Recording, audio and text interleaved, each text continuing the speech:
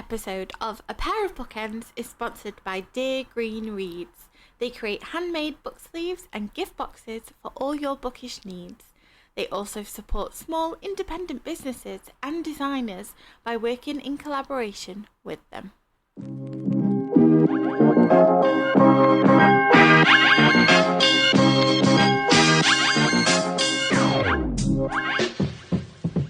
Welcome to A Pair of Bookends, the book club you can carry anywhere. We are your hosts and hopefully your new bookish pals. I'm Hannah MacDonald. And I'm Lydia Clare. Today on the show we welcome you to the first in our new series, Top of Your TBR, where we invite the people we admire to give us 4 of their standout book recommendations. Our very first guest is the inimitable Pandora Sykes. Pandora is a writer and broadcaster.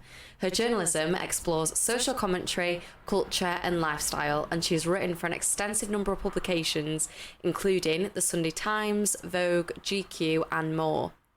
Pandora was the co-creator and co-host of the chart-topping pop culture podcast The High Low, and has since gone on to host several other podcasts, including The Missing, an 8-part docuseries called Pieces of Britney for BBC Radio 4, and most recently, Unreal, a critical history of reality TV.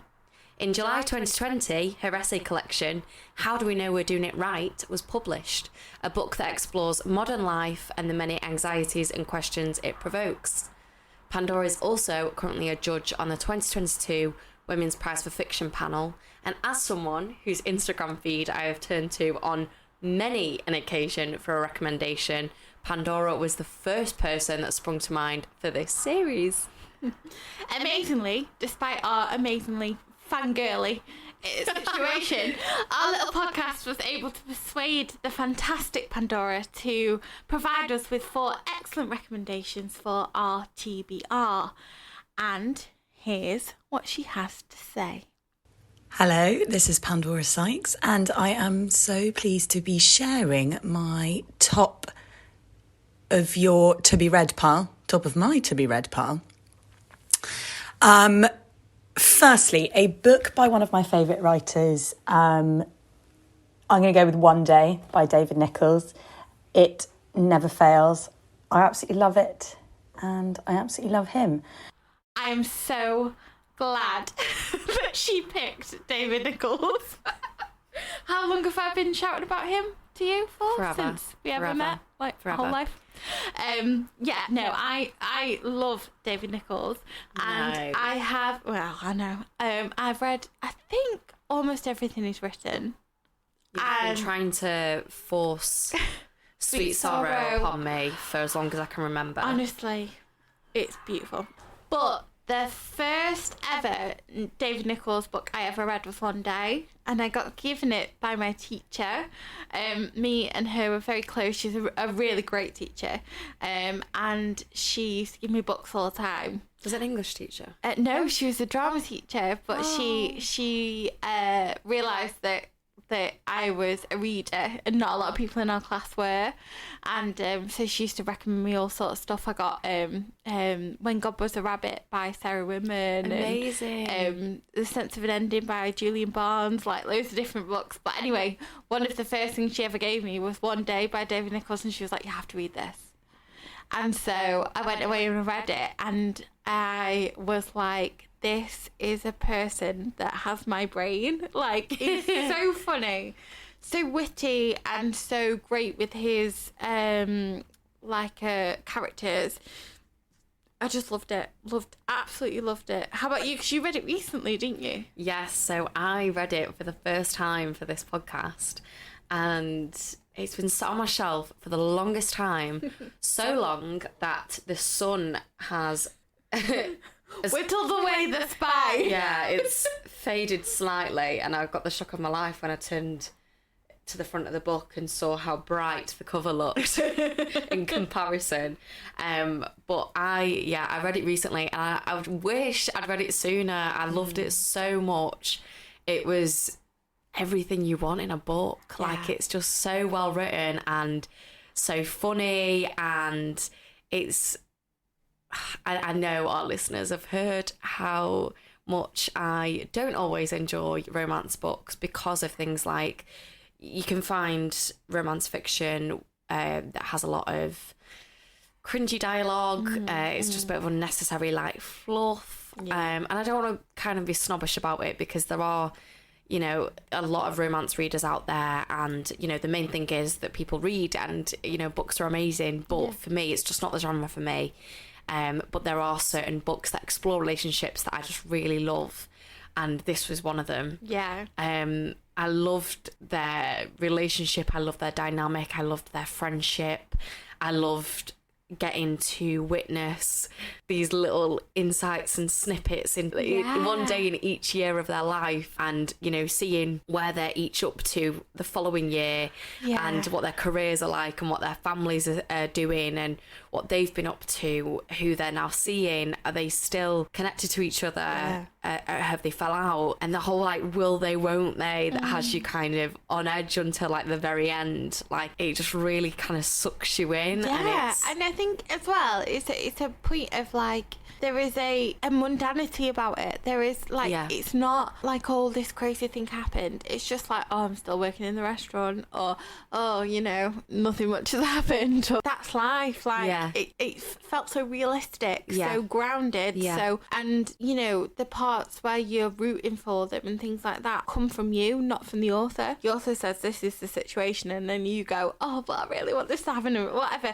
And like I just think it's so well done, and nice to see a northern girl. Oh my god, yes. In the situation, like, I mean, if you've watched the movie, maybe not. It's Anne Hathaway in the film, isn't it? What's her accent in the film? Like RP. No. Hello. What? Hello. They don't have a northerner in it? No. Oh, that's good. Yeah. Oh. Hence why I'm not a big fan of the film. Because for me, such a big part of her character is her northernness. And I think that for us, it's our culture and the way we speak and our cadences and things like that. And that's really important. And like, especially when you juxtapose our experience with Dexter's experience. And like, he's very kind of like middle class Londoner. And it's like, that's such an important part of the book. It was a really interesting look at class and privilege and how that can affect relationships and friendships, because it does have a huge impact. Massively. I also really loved how, because I've only read one other book by David Nichols before this, which was The Understudy, and you not read Start Over 10? No. I'm going to shout at you. I'm obviously going to be picking up like everything now, but I know that David Nichols started out as an actor and then has obviously had a hugely successful career as a writer, and I think you don't really get books where it explores like the life of creatives, like the shit side of the life of creatives. Like you get, oh, somebody's like a high-flying successful writer in a book, but you don't get like the shit stuff that, you know, like me doing Brighton Fringe this week and one show we did to 4 people, and that's just the way it is. That's an actor's life for you. Like that is the life of a creative. There is the struggle, and it is nice to read and nice to go, oh god, I have been that girl waitressing in a restaurant and fucking being like, is this really my life? Like, and you know that David Nichols has been there. He was an actor and then a writer, and he has been where we are. And I think that also he writes women in a way that is really impressive. So he writes women with empathy, which not a lot of people do, and not a lot of men do. Should I say? Yes. So it's really refreshing to see. I loved One Day, and crying on the bus on the way to college because I finished it as I left home to go to college. Cried all the way there, and then walked into my tutor like, you gave me this book, you've ruined my life. And she was like, it'll teach you a lot of things, and I was like, you know what, it did. It really did. It does hit you in the feels, big time. So read with caution, because read with caution. But it's beautiful and it's so fun. beautiful. And if you want something romantic, it'll tick that box. If you want something tragic, it'll tick that box. If you want something dramatic, tick that box. If you want something mundane, it'll tick that box. Like literally. It is just a really nice, easy read. And it's a comfort read. Like Pandora says, like if you look on her Instagram recently, she's just gone back and read it again.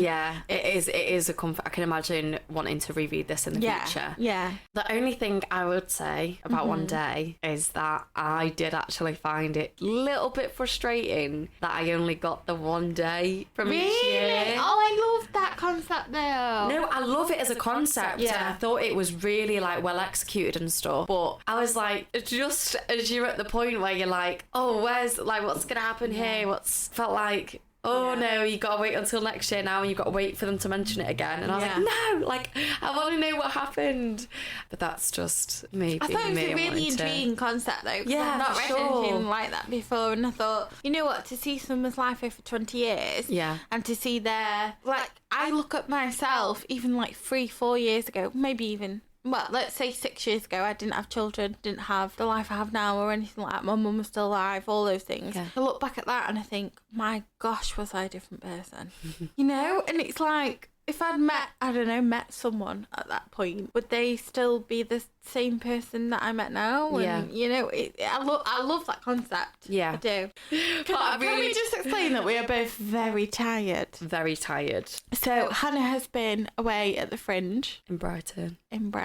Doing crazy, amazing things. Yeah. And I have been tired.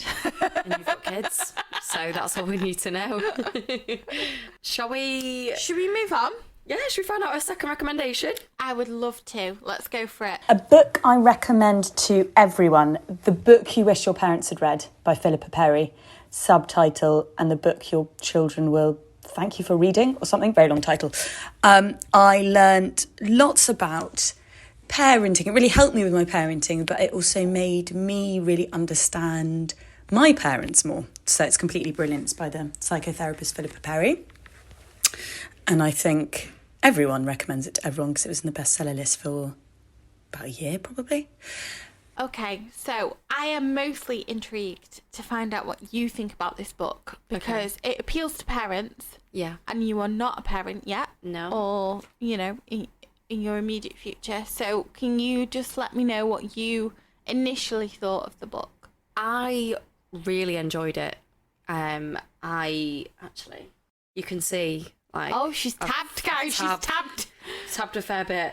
I found it really interesting, and as a non-fiction, I found it really accessible. It wasn't too dense. It was so like informative, and I loved kind of all the examples. I like when there's kind of anecdotes scattered throughout a non-fiction because it kind of breaks things up a little bit. And I liked that there were kind of insights into all these different parents' lives and, you know, their parenting styles and their experiences, and I just found it really interesting, and it really made me reflect on how I was parented and the ways in which that might have affected me in later life. And I guess it made me have more empathy for my parents, as well as seeing, okay, well, this is why I am the way I am now because of the way certain things or scenarios were handled. So yeah, I found that really interesting. And I wouldn't even say it's just a book that I would recommend to parents. I mean, obviously, like, I messaged my friend as soon as I'd read it.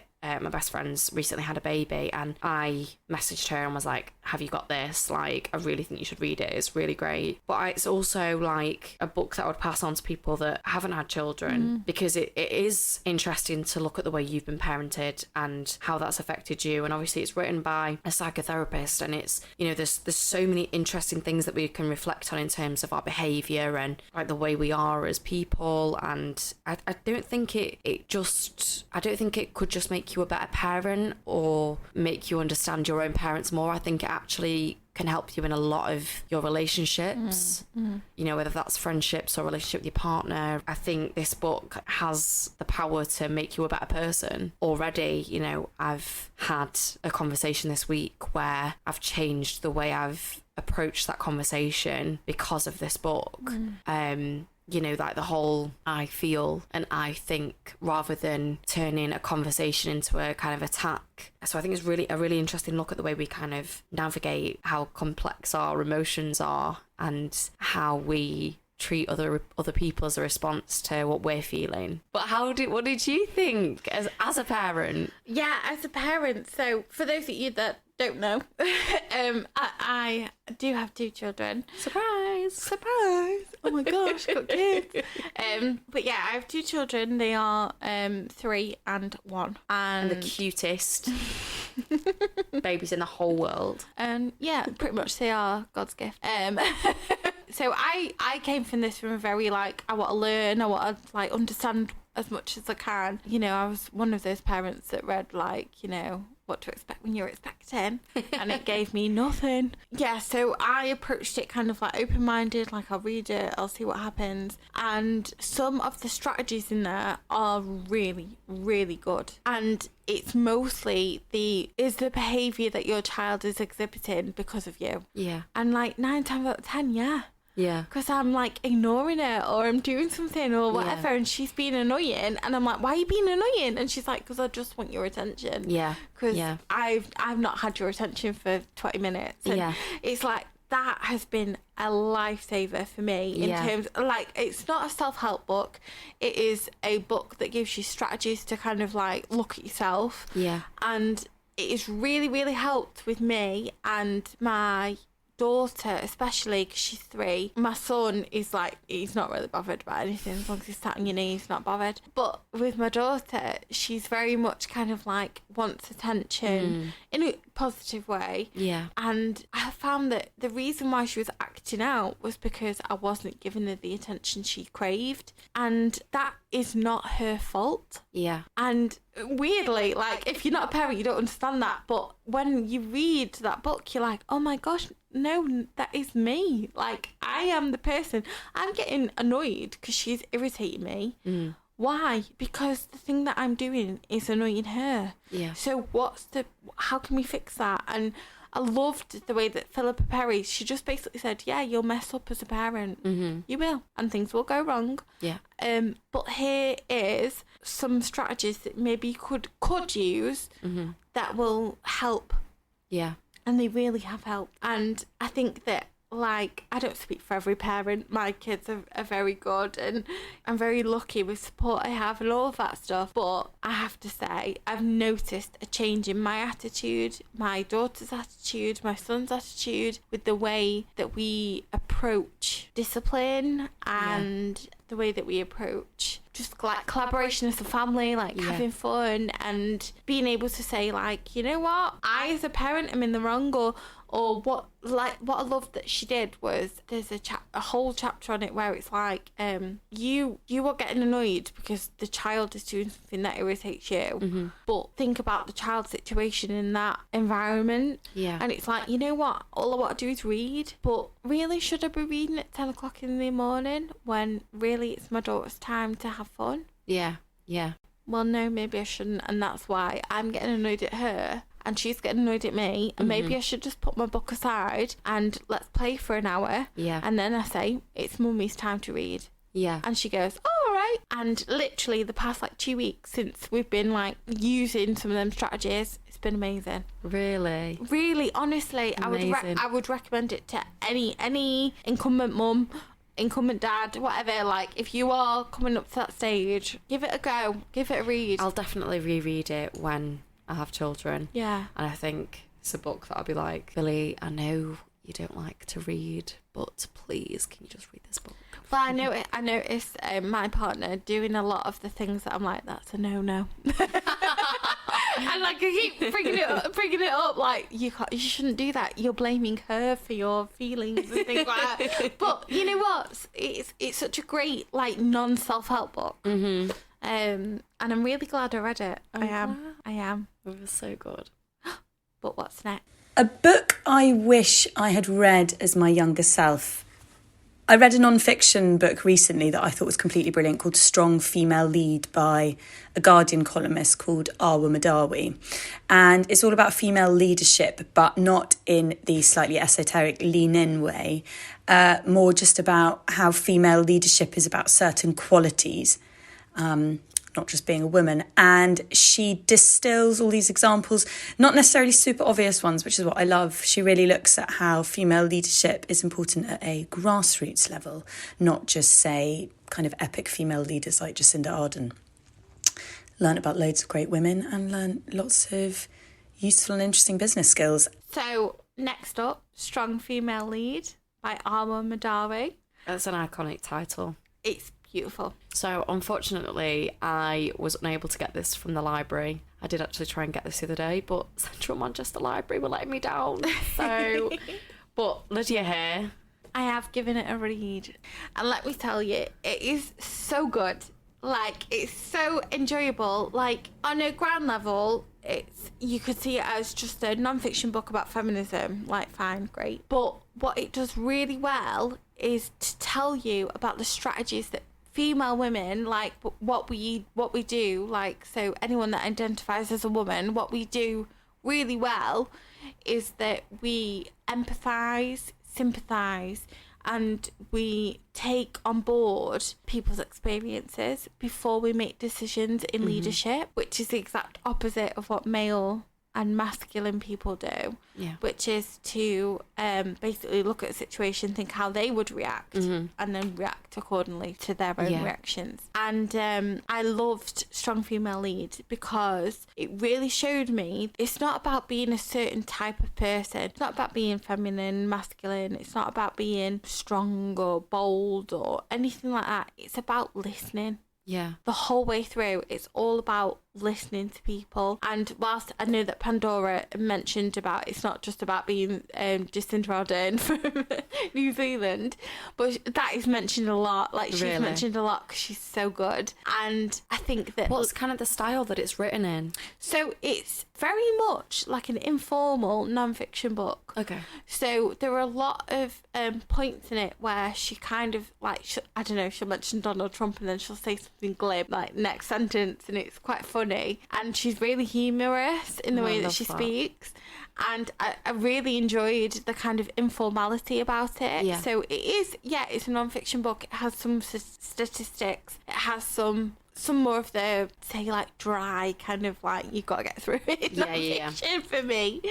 But overall, she's funny, she's witty, she makes you laugh. And a lot of the time, despite the fact that quite a lot of it's USA-centric, so a lot of it is about US politics, a lot of it, to me, was very personal.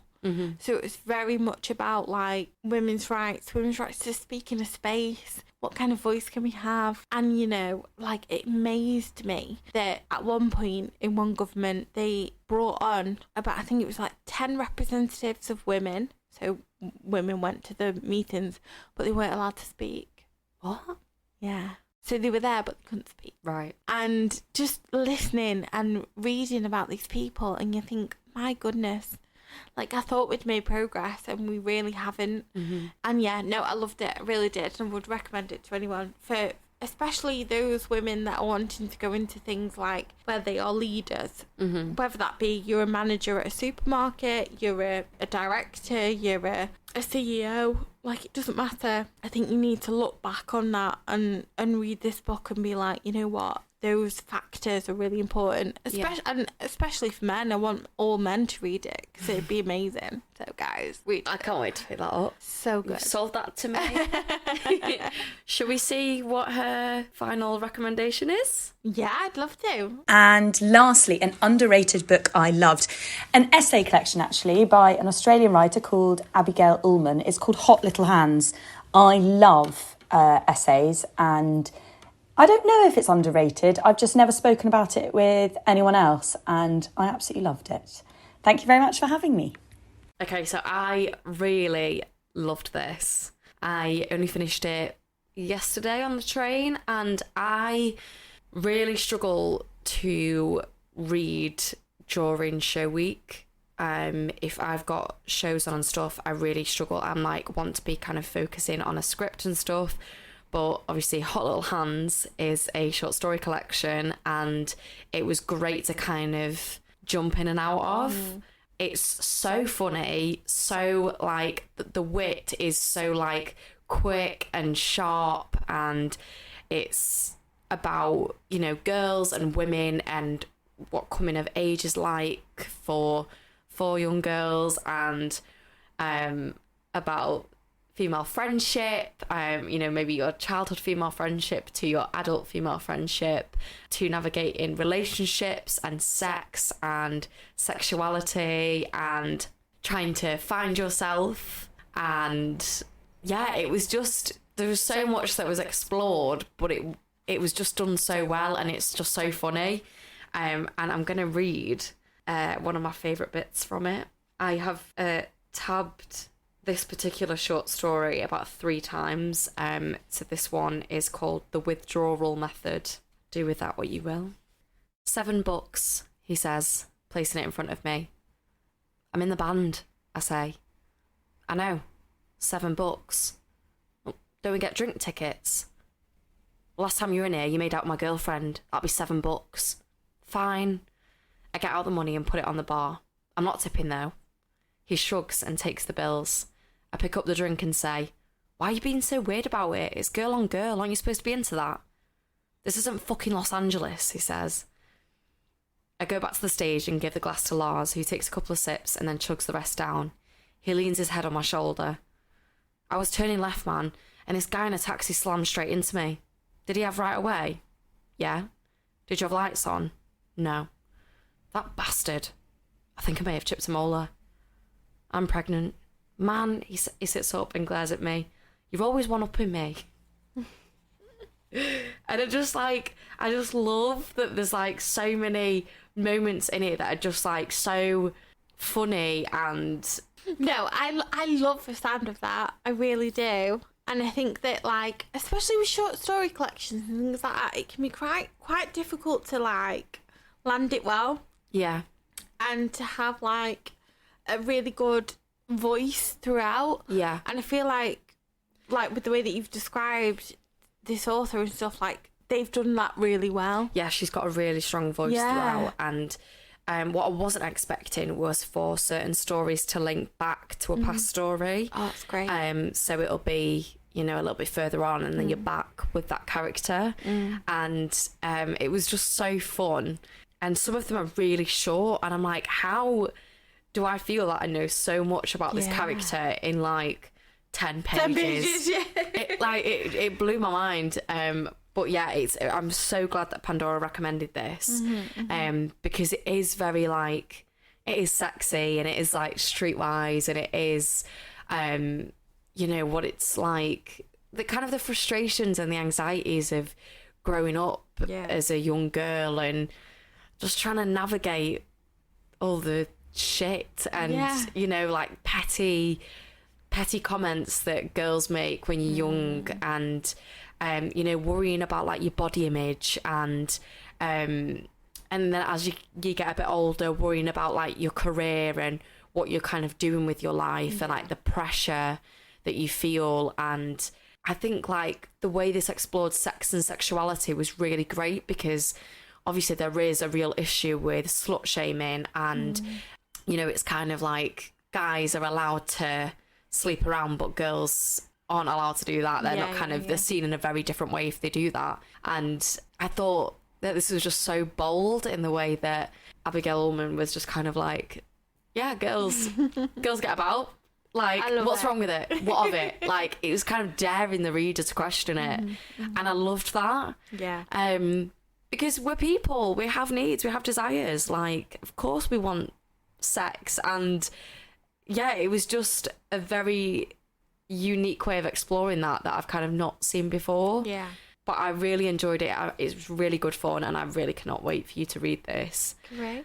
I definitely want to pick up more short story collections after reading this. Yeah. Have you read many short story collections? I haven't read many. The most recent one I read was Saltlow by Julia Anfield. Oh, you've not mentioned her before. And that was just amazing. But yeah, so... No, I really can't wait to see what you think of this. And also, I'm really enjoying finding new female writers, and I really want to explore more Australian female writers, because obviously there's Meg Mason, who I adored, there's Abigail Allman that I've now read. And I really don't think I've been introduced to that many, but I've heard a lot about Tara Jean Winch. Yeah, she wrote The Yield, and I've got that on my TBR, but I've not read it yet. Yeah. A lot of good things about her. But there's a lot of Australian writers that you get to see on Bookstagram. You know, I follow quite a few Australian Bookstagrammers, and, you know, they talk a lot about, like, the great writers there. And, you know, if their books aren't yet published here, then it's like, oh, I really want to read that, but I can't get it. Yeah. But yeah, I really, really enjoyed this. Great.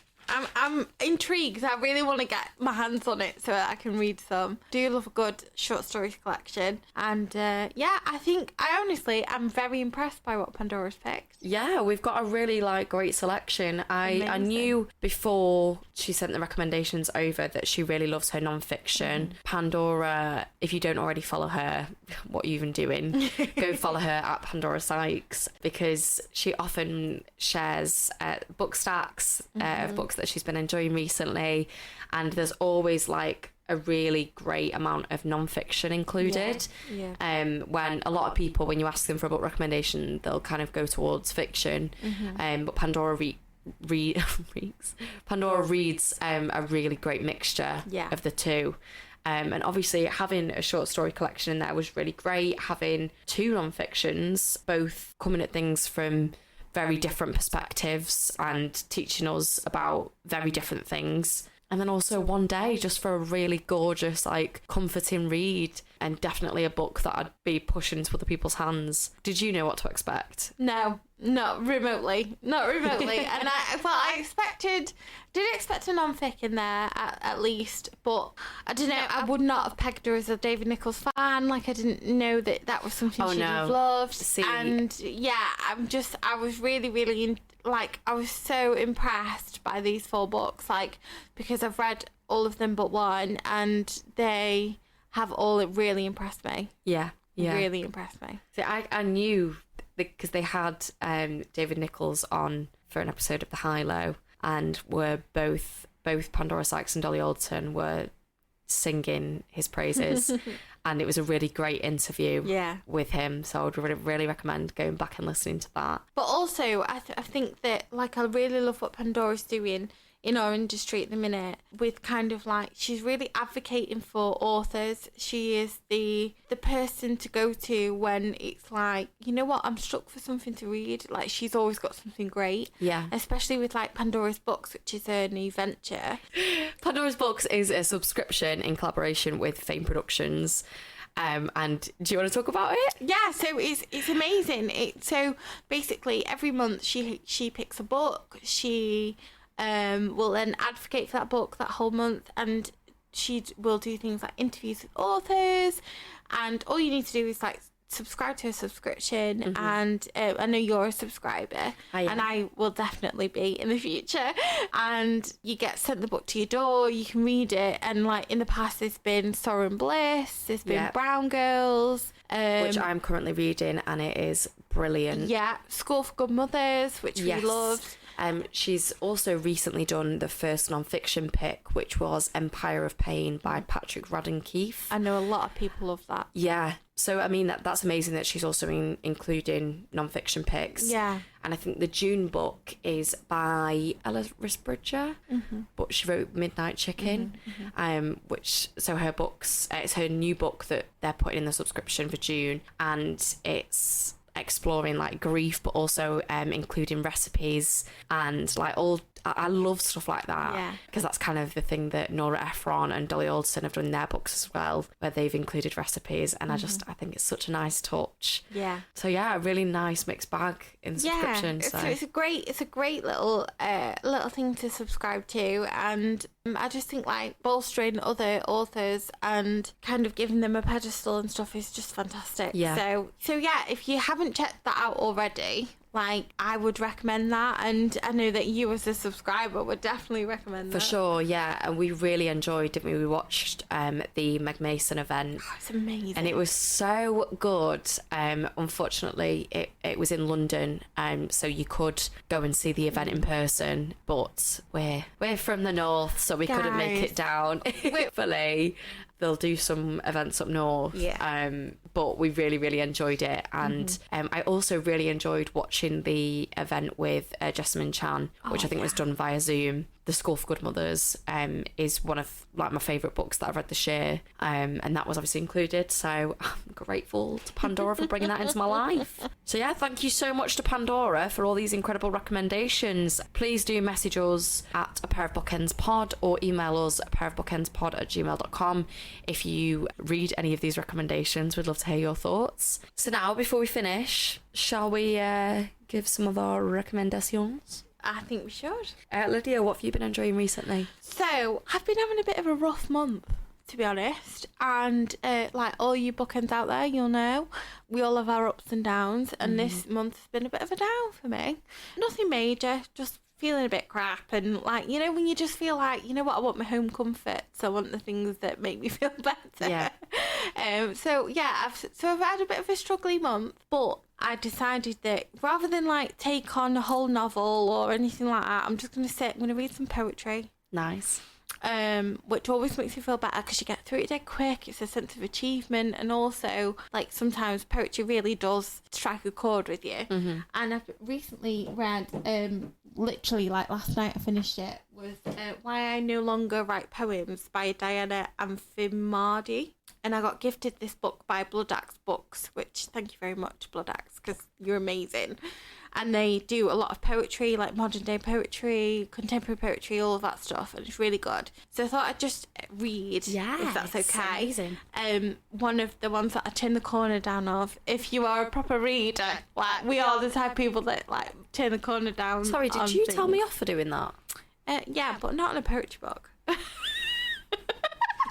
I didn't realise there was a bloody difference. Right, here we go. So basically, this poem is called Upside Down. Okay.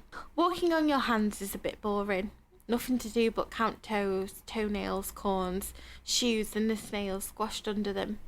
The soles of my feet burn so badly in the sun, I have to apply a yogurt compress at night. Walking on your hands is a bit boring. Have you ever tried to do it on public transport? The bitter pain when a foot steps on your hands, wearing high heels or thick soles. In the evenings, I read your stories on my broken fingers. And I can't use my pockets either. Small change, letters, handkerchief. Everything just falls out. Besides, no one's impressed when I walk on my hands. It's a bit boring. It really is time to stop doing it. I finally decided not to love you anymore. Wow. I really, really love that poem. And so that's what I've been reading recently. Amazing. And I found that when I'm feeling a bit overwhelmed or a bit down or a bit tired or whatever, sometimes poetry is the best way to go. Yeah. And it's a really nice release just to like listen to someone's thoughts and stuff like that. So yeah, I really enjoyed that. Amazing. How about you? So I wanted to give a bit of a rogue recommendation. Okay. Obviously, while I've been performing at Brighton Fringe, we went and watched a couple of shows ourselves, and one of the shows I went to watch was called Somewhere to Belong, and the company that put this on is called Sycorax Collective, but I will include details in the show notes if you want to go and see any of their future work. But this particular show was really great fun. It was a mixture of clowning, it was funny, there were no words spoken throughout, but the actor performing, Kim Scopes, was brilliant, so expressive and creative and like dynamic, and I was just totally absorbed by her performance. And it's just incredible that an actor can do that they can make you feel so much without saying a word. And it was a show that explored bisexuality and what it means to be bisexual and the issues you have to navigate with that. It was spoken about a lot, about how you feel like you're constantly kind of straddling this line between, you know, not being heterosexual but then not having the gay community embrace you as fully as people that just identify as lesbian or any other queer identity. It feels like they're constantly trying to navigate that, and I'm not bisexual, so I don't understand that, so it really taught me a lot, and I'm really grateful for that. But it was such a great show, and it was done in the style of the character this actor was portraying was a contestant on a game show, and the contestants can win at the end of the game show Somewhere to Belong. And it was just a really like imaginative piece of theatre, and they've actually collated a load of interviews from people that identify as pansexual, queer, bisexual from around the globe. They did interviews over Zoom or in person, and they've collated all these interviews into an archive, and I think the website is somewheretobelong.com, but I'll include it in the show notes. And it's just a free archive of all these interviews about them talking about their identity as a queer person. And it's just a really, really great, interesting thing to watch, and like a great thing to support. So Great. yeah, I would really recommend going and taking a look at that. Have you got any other recommendations for us? No, I think that's everything for me. Okay. I also wanted to quickly recommend Severance, which is a series with Apple TV. We have one episode left to watch of that, and so maybe I'll report back and say that I hated it, because it always the final episode has got to be a good one. But it's a really, really clever concept, and I heard so many people raving about it before we watched it. But it's kind of dystopian, and it's set in America in a kind of future where the people working for this specific company called Lumon, they are dealing with like classified high risk like government stuff, and in order to work for this company they have to be severed, so they split their brain into two parts, and they have, it's called their outie and their innie. So they have their outer self, who just lives like their day-to-day life outside of work, and then they have their innie, who only lives the work life. So each time they step into the elevator, when they go up, their mind does the switch, and they then step into their office, and it's as though they've just been asleep.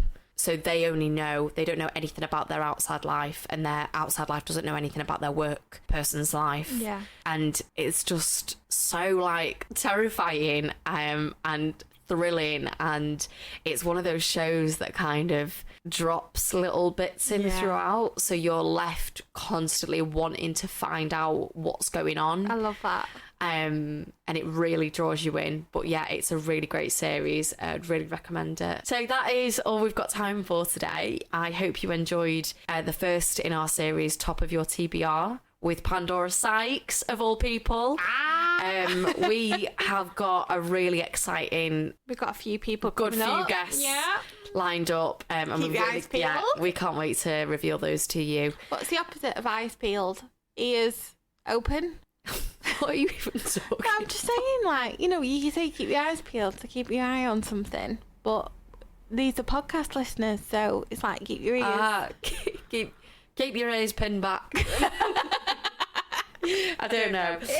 But keep an eye on our social media, so at A Pair of Bookends Pod, and yeah, you'll see who we've got coming up. Thank you so much for listening, and thank you so much to Pandora Sykes for giving us these amazing recommendations and bringing these books into our life. It's been amazing. More books, more better. Let's go with that. More better. We're very tired. Okay, so let's go. We are dedicated podcasters, and all we want to do is have fun, talk about books, and we hope that you have enjoyed us waxing lyrical about everything that Pandora's recommended to us. And thank you, Pandora, for just giving us the best platform to jump off and read all these books this month. For sure. So, But yeah, thank you so much for listening. Thank you very much. Bye-bye. Bye.